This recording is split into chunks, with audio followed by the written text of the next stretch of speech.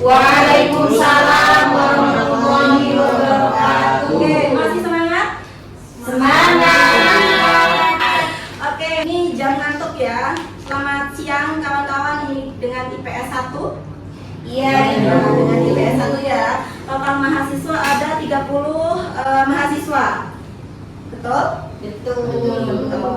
Oke, untuk semester ini kita bertemu lagi dengan mata kuliah produksi, distribusi, dan konsumsi. Ya, selamat bergabung dengan mata kuliah produksi, distribusi, dan konsumsi dalam pertemuan perdana kita. Di mana dalam mata kuliah ini kita akan belajar bersama terkait dengan bagaimana sih produk itu dibuat gitu ya, kemudian didistribusikan sampai produk ini sampai ke tangan konsumen untuk dikonsumsi.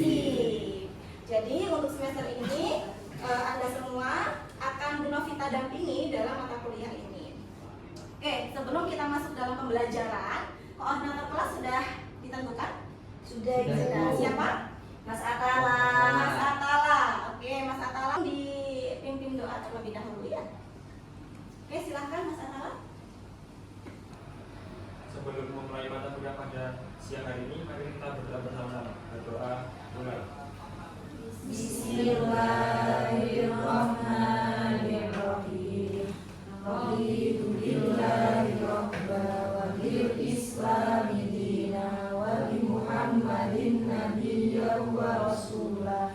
Rabbi zidni ilma warzuqni fahma. Amin ya rabbal alamin. Baik, terima kasih Mas Atala. Selanjutnya, sebelum pembelajaran masuk ke materi inti, Ibu akan cek kehadiran terlebih dahulu.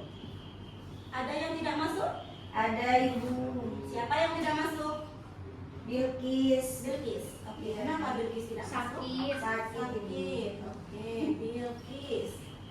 Baik, ini berarti dari 30 total 30 mahasiswa ya, yang tidak hadir 1 mahasiswa. 29 mahasiswa hadir? Hadir Bu. Oke, baik.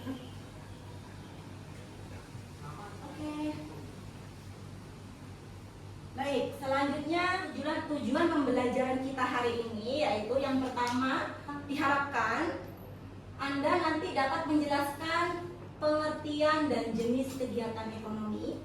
Kemudian yang kedua, dapat membedakan antara kegiatan produksi, distribusi, dan konsumsi. Kemudian yang ketiga, menunjukkan contoh nyata kegiatan ekonomi di lingkungan sekitar kita, sehingga ini nanti Ibu akan memberikan penugasan gitu ya. Kemudian yang keempat, mengidentifikasi kegiatan ekonomi di lingkungan sekitar. Yang kelima, menyajikan hasil eksplorasi dalam bentuk poster infografis. Kemudian selanjutnya di sini dapat menunjukkan sikap aktif, kolaboratif, dan bertanggung jawab. Karena tujuan pembelajaran kita diantaranya adalah nomor 4 sampai 6 ini ya, itu membutuhkan suatu diskus ya, kemudian ada pengerjaan proyek. Maka dalam pembelajaran ini Bu Novita akan menerapkan pembelajaran berbasis proyek ya. Nanti setelah kita bahas materi, Ibu akan memberikan penugasan kepada Anda. Kemudian Anda diskuskan dan Anda akan Ibu berikan tugas untuk membuat sebuah poster infografis. Oke, bisa dipahami ya? Pahami, Bu. Pada pertemuan hari ini kita akan membahas terkait dengan konsep dasar kegiatan ekonomi. Di mana kegiatan ekonomi itu ada kegiatan produksi, distribusi, dan konsumsi. Jadi ada 3 konsep dasar yang penting dalam membentuk yang namanya sebuah sistem ekonomi. Kegiatan produksi, distribusi, dan konsumsi itu sangat dekat dengan kegiatan kita sehari-hari ya. Nah, sebagai contoh misalkan Ibu ingin tahu siapa yang suka minum kopi? Suka minum kopi, setiap hari minum kopi. Iya. Nah, bisa membayangkan nggak setiap pagi kopi yang menemani Mas Lakit ya sama Mas Atala itu prosesnya gimana sampai ada di tangan Mas Faid? Pertama ya dari perkebunan itu Bu, habis itu dipanen, habis itu dikelola, habis itu dipasarkan ke toko-toko. Ya, kemudian Habis itu dikonsumsi oleh konsumen. Oke, betul sekali. Jadi ternyata kopi yang menemani kita setiap hari itu prosesnya panjang sekali. Mulai dari proses produksi.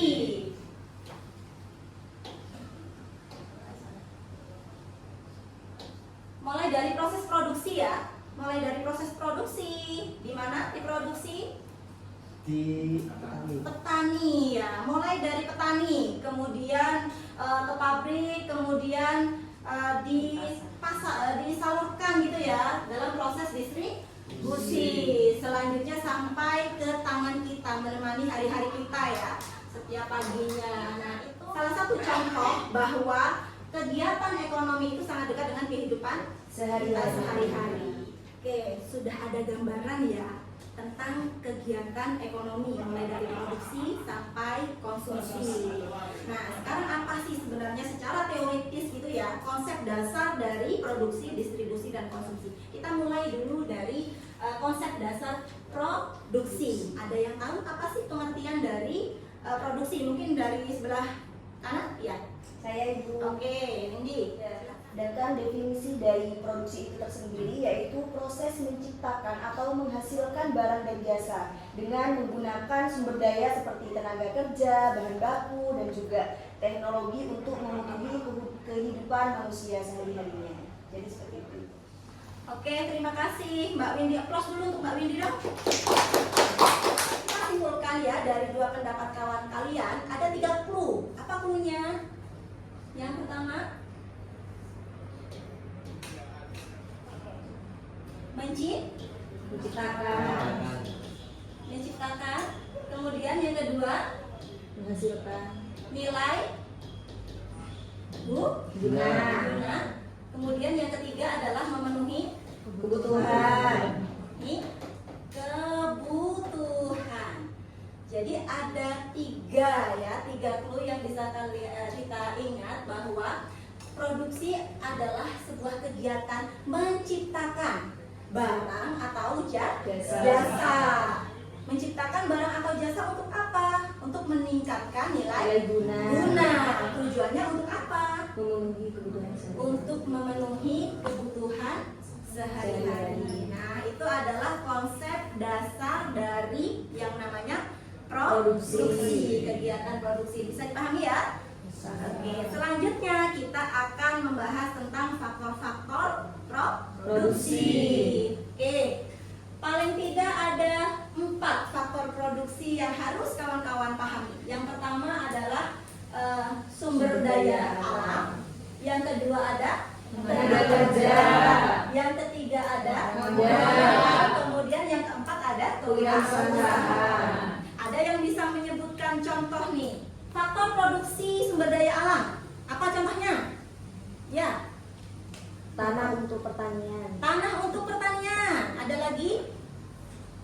Bahan tambang untuk industri. Bahan tambang. Kemudian yang keempat, faktor produksi yang keempat ya.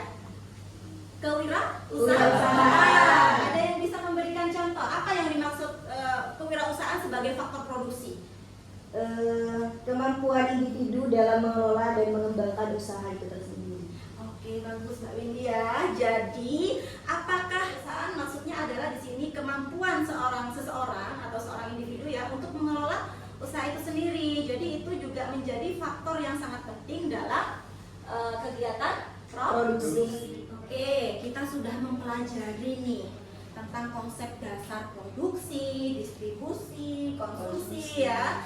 Kita sudah pelajari, kita sudah pahami bersama. Sekarang Bu Novita akan memberikan kelompok untuk didiskusikan di kelas. Ya, Ibu akan berikan waktu 30 menit untuk berdiskusi. Kelompok 1 kelompok produksi, kelompok 2 kelompok distribusi, kelompok 3 kelompok konsumsi. Ya, tugasnya apa? Tugasnya ini. Ya. Jadi Ibu memberikan project mini poster infografis ya.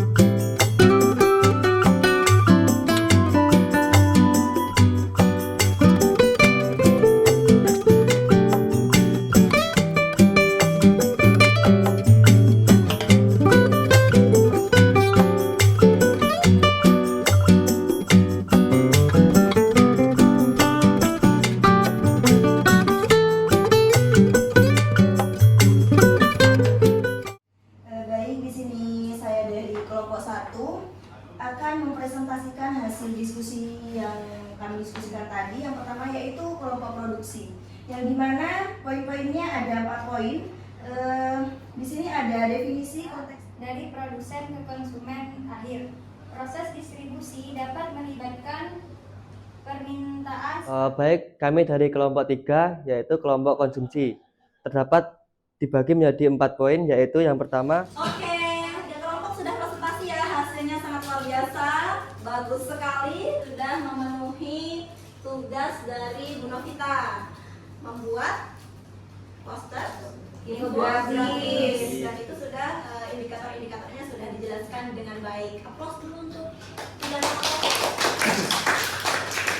Baik, selanjutnya kita sudah membahas materi, sudah discuss ya. Terakhir adalah kita akan menyimpulkan secara bersama-sama ya hasil pembelajaran kita hari ini. Coba kita yuk simpulkan hasil pembelajaran kita hari ini. Ada yang bisa menyimpulkan? Yang pertama, ya Windy. Ya. Yang pertama itu produksi, distribusi, dan juga konsumsi itu adalah 3 aspek utama yang harus kita pelajari. Kenapa harus kita pelajari? Karena itu guna untuk membentuk suatu sistem ekonomi. Selanjutnya, yang kedua, ada yang bisa menyimpulkan? Ya Ibu. Windy lagi. Ya. Ya, oke.